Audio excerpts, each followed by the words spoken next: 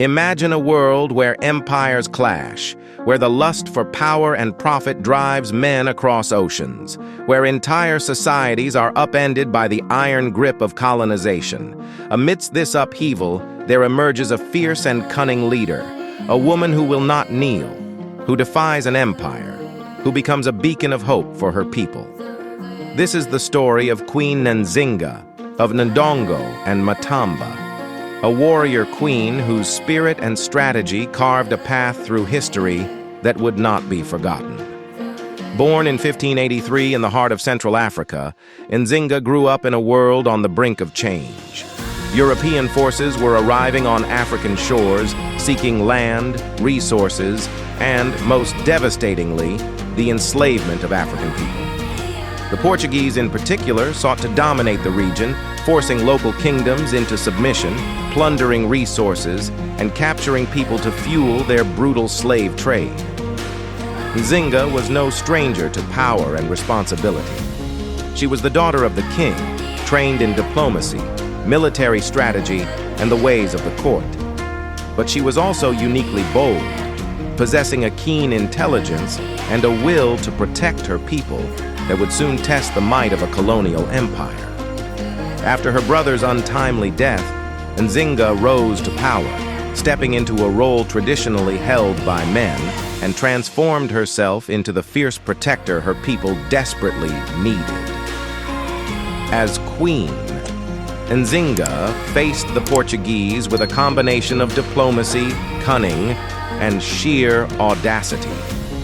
She fought not only with weapons but with words, meeting European diplomats on equal terms, strategizing for her people's survival, and using every tool at her disposal to resist domination. Even when the Portuguese forced her to flee her homeland, Nzinga did not back down.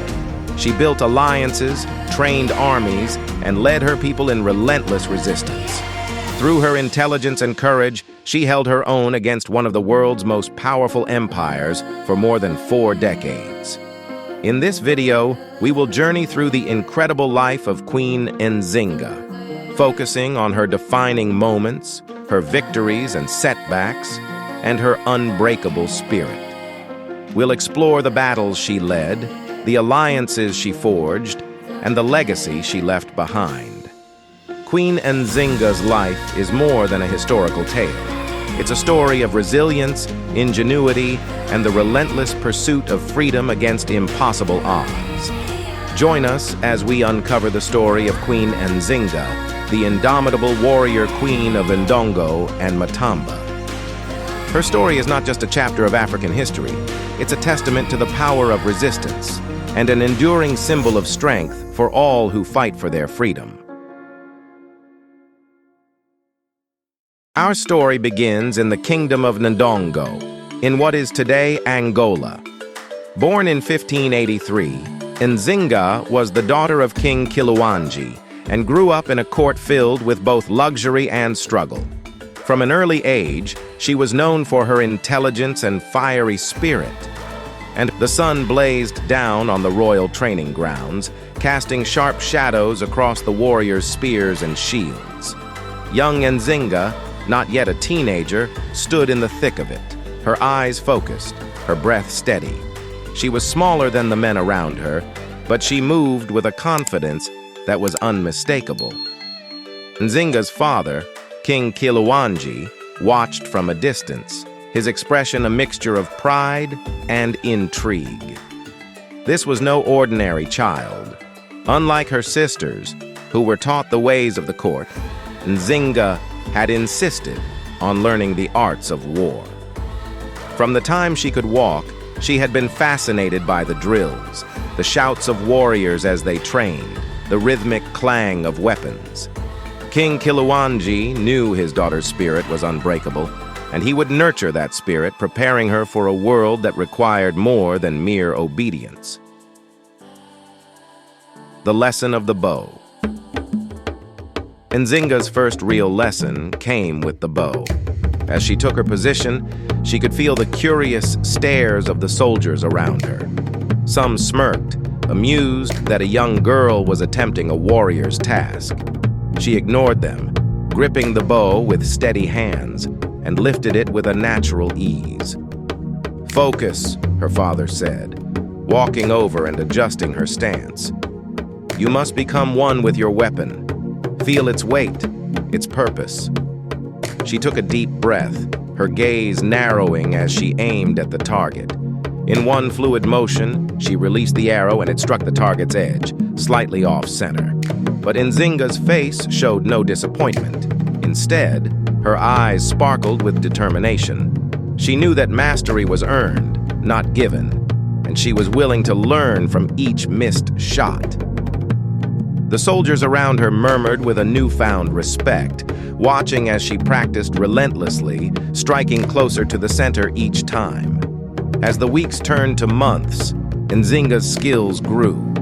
Soon, her aim was as true as any soldier's, her stance just as steady, learning to command. But it was not enough for Nzinga to be skilled in combat. Her father wanted her to understand the art of command. When Nzinga was barely 15, he took her to sit in on council meetings where she learned the delicate balance of diplomacy and power. She listened carefully as her father negotiated with neighboring chiefs, bargaining for alliances and resources, always maintaining the dignity and strength of Ndongo. Nzinga observed the way he spoke, how he held his silence when others argued, only to interject at the right moment. These lessons would stay with her, shaping her own diplomatic style. One day, while discussing a particularly tense matter with a nearby kingdom, King Kilauanji turned to Nzinga. "What would you do, Nzinga?" he asked, his gaze sharp. Caught off guard, Nzinga paused, then spoke with measured confidence. "I would extend a gift to show goodwill, but one that reminds them of our strength. A spear, for example, forged with the finest iron. This would signal that while we wish for peace, we are prepared for war." A ripple of approval passed through the council. Nzinga had shown an early knack for diplomacy and power dynamics, impressing not only her father, but also the elders who had doubted a young girl's place in matters of state. Training with her brothers. Nzinga's brothers were both warriors, and they had grown used to her presence in their drills. At first, they sparred with her carefully, not wanting to injure her. But Nzinga's competitive spirit soon forced them to take her seriously. She trained relentlessly, learning the movements and tactics of close combat, until her brothers found themselves forced to defend in earnest. One afternoon, as Nzinga sparred with her older brother, she slipped past his guard and brought him to the ground with a swift twist of his arm. Startled, he laughed, both impressed and slightly annoyed. But Nzinga was not done. She extended a hand to him, pulling him up with a determined grin. "Next time I'll go easier on you," she teased, her voice carrying a playful confidence. Her brother grinned, the respect between them unspoken, but clear. She had earned her place among the warriors, not only because of her skill, but because of her dedication and fearlessness. A father's final words. As Nzinga grew into young adulthood, her father knew she was ready for more than training. She was ready for responsibility. On the eve of an important meeting with the Portuguese, he called her aside. The Portuguese had begun to encroach on their lands, capturing people and taking resources. This was the beginning of a dark time, and King Kilauanji wanted Nzinga to understand the gravity of their situation. "Nzinga," he said quietly, his voice filled with a rare softness. "Our people need a leader who will protect them, who will fight for them. Remember, power is not only in the sword, but in the mind. Use both wisely." Nzinga nodded, her heart swelling with the weight of his words. From that moment, she knew she was not just a warrior in training. She was a protector of her people, one who would one day be called upon to lead, to defend, and to fight against forces far greater than herself. she would be ready, and she would make her father proud. This training, this discipline, and the lessons from her father would become the foundation of Nzinga's incredible journey. A journey that would take her from the training grounds of Ndongo to the battlefields of resistance, and ultimately to the throne.